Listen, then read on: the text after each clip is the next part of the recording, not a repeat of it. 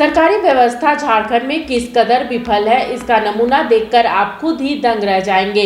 रांची के रातू की रहने वाली महिला पार्षद सदस्य को ही प्रशासन ने जिंदा होते हुए भी मृत करार दिया है।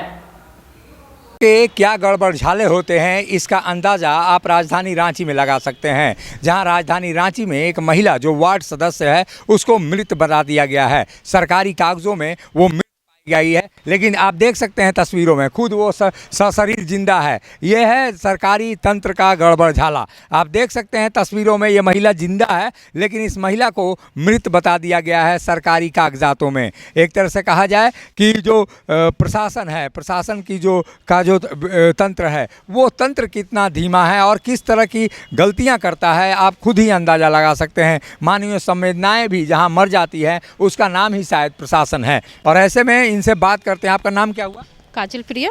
काजल जी, क्या हुआ है आपके साथ? ये जो मृत बताने की बात आ रही है, अभी वहाँ पंचायत चुनाव होने वाला है गांव में, तो सभी जगह सभी कोई जान रहे हैं कि ये दिसंबर में चुनाव होने वाला था, जो कि टल गया कोरोना के कारण।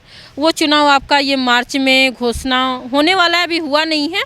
तो उसका लिस्ट आया था, जो दिसंबर में लिस्ट आया था, दिसंबर में मेरा नाम था उसका। देखिए प्रूफ, दिसंबर में जो नाम था उसका वोटर लिस्ट में, वो देखिए दिसंबर में जो लिस्ट आया हुआ है वो आपका नाम काजल प्रिया 971 सारा कुछ लिखा हुआ है। जो अभी इस चुनाव के लिए जो लिस्ट आया उसमें मेरा नाम के सामने डिलीट किया हुआ है। जब हम निर्वाचन आयोग गए वहाँ पता किए तो पता चला कि ये मृत 971 के सामने ई लगा हुआ है, यानी कि आप मृत हैं, आपको मृत घोषित करके तो ऐसा है तो आप चुनाव नहीं लड़ पाए? नहीं, इसीलिए तो मैं गुहार करने आई हूँ कि मैं कैसे, जब मैं जीती हुई कैंडिडेट हूँ और मैं आगामी चुनाव लड़ना चाहती हूँ और मैं जिंदा हूँ, तो फिर मैं चुनाव क्यों नहीं लड़ सकती?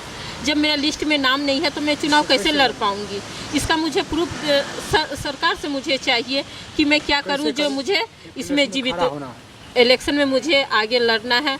और मैं जिसके साजिश के तहत जैसे भी ये हुआ है मैं उसे बस उसके ऊपर जो भी कार्रवाई करे उससे नहीं, लेकिन मुझे इलेक्शन नहीं। अधिकारियों की लापरवाही दिखती है इसमें कि अधिकारी किस तरह से लापरवाही करते हैं और जीवित व्यक्ति को मृत बता देते हैं। ये किसकी लापरवाही है? अधिकारी की ही लापरवाही है। जब मुझे ड्यूटी मिला है काम करने के लिए, जब मेरे पास कोई प्रूफ नहीं है, इसके मरने का कोई सर्टिफिकेट नहीं है, कोई आदमी इसका गवाह नहीं है, तो फिर ये कैसे मर गया?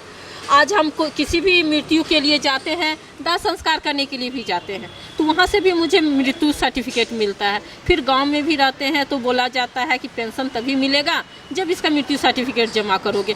तो फिर सब कुछ में मृत्यु सर्टिफिकेट चाहिए, तो ये डिलीट करने में क्यों नहीं चाहिए? ये डिलीट करने में किसी का साइन क्यों नहीं चाहिए? किसी का गवाह क्यों नहीं चाहिए? उस समय कहाँ जाते हैं ये अधिकारी? उस समय क्यों नहीं पूछते हैं कि आदमी जिंदा है कि मर गया? और रोज़ जब हम ब्लॉक जा रहे हैं, मेरा साइन मोहर रोज़ चल रहा है, मेरे साइन से रोज़ काम हो रहा है, तो फिर ये काम कैसे? तो जब ये वार्ड के साथ ऐसा हो सकता है तो आम पब्लिक के साथ क्या होगा? तब तो आम पब्लिक को रोज़ उसको मृत घोषित कर दिया जाएगा, वो तो कभी लिस्ट अपना देखेंगे नहीं। कहाँ गुहार लगाई है आपने?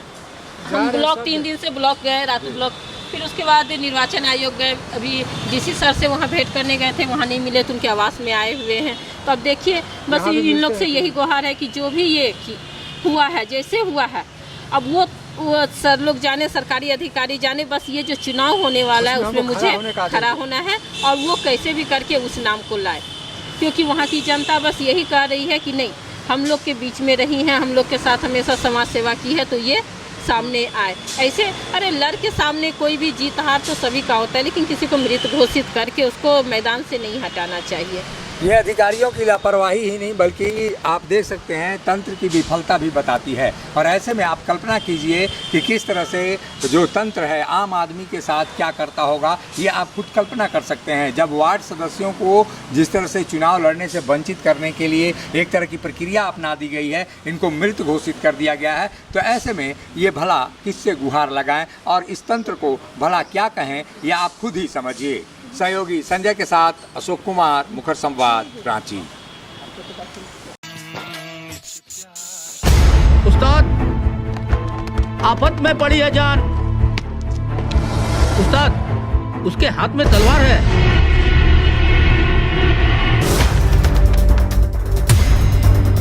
तलवार का मुकाबला पाइप से।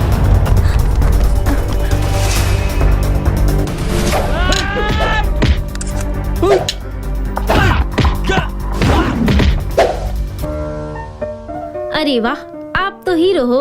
हीरो मैं नहीं, ग्लाइको पाइप है। अरे बॉस का कॉल। हेलो, आज का हेडलाइन क्या है? आज का हेडलाइन तो ग्लाइको पाइप है सर। ग्लाइको पाइप, हम चुकाते हैं एक एक बूंद की कीमत। जब टूटती है आस, जब थकती है सांस, जब रूठते हैं अपने, मुंह मोड़ता है जमाना, जब अंगड़ाई लेता है संकल्प, फिर बनती है कहानी, बनते हैं अनमिट निशान। देखिए मेरे साथ संघर्ष की दास्तान।